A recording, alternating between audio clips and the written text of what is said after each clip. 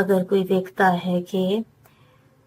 بارش میں وہ شخص مسا کر رہا ہے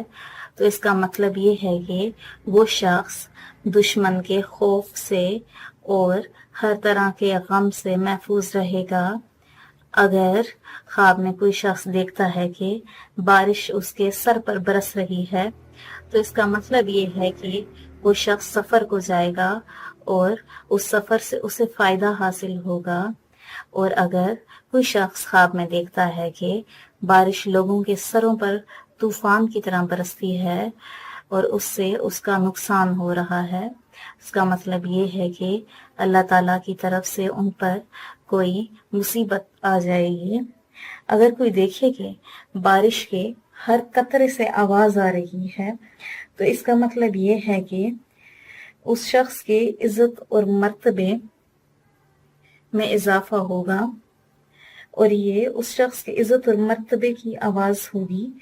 اور اگر کوئی دیکھتا ہے کہ وہ بارش کے پانی کے ساتھ مسا کر رہا ہے تو اس کا مطلب یہ ہے کہ اسے خوف اور دہشت نہیں پہنچے گی۔ اور اگر کوئی شخص خواب میں دیکھتا ہے کہ بہت زیادہ بارش ہو رہی ہے، یہاں تک کہ نہریں جاری ہو رہی ہیں اور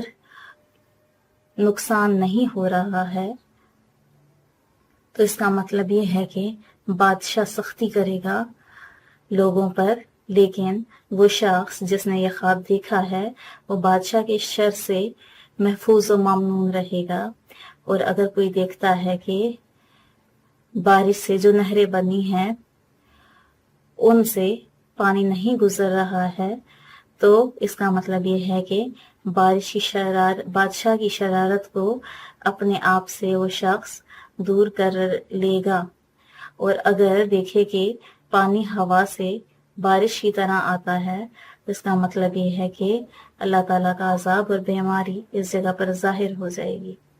حضرت کرمانی رحمۃ اللہ علیہ فرماتے ہیں کہ اگر بارش کی جگہ شہد کو برستا ہوا دیکھے